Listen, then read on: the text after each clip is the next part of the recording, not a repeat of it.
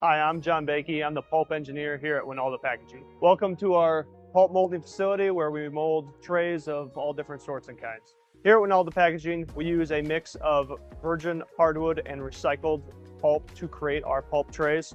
We use internally recycled unprinted SBS for the recycled portion. We also recycle all of our scrap trays that don't get used in production to reuse in further production. Our pulp is also 100% recyclable and biodegradable. Now our machines are based off of a 3-press system. The first stage is a mesh stage that first initially forms the tray from the slurry. The vacuum turns on and sucks the tray down into a first shape. It then begins a first press to get your first initial shape. This will get you about an egg carton finish. We then go into 2 more stages using vacuum and pressure and time to further press and give us a better finish in each of these trays. We have a few different finish options that cycle time will all be based off of.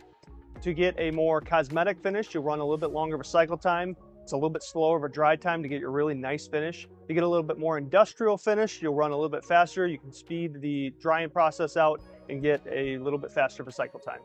Our tooling is manufactured by Taiwan Pulp Molding, or TPM.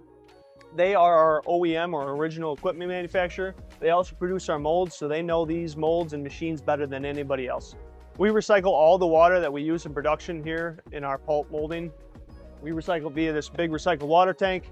It is all sucked out of the trays via our vacuum system, is then captured and then fill this recycled water tank to use in further production. While our wash stream provides an excellent finish for projects that require a more precise edge and tolerance, we offer die cutting. This is an auxiliary machine that die cuts offline. So once our trays are manufactured on our forming lines, we'll bring them over and cut here. We also offer pick and place assembly for interesting and complex packaging requirements you may have. Behind me, we're currently running a job for Edgy, where we assemble a pulp tray onto a backer card via our pick and place system here.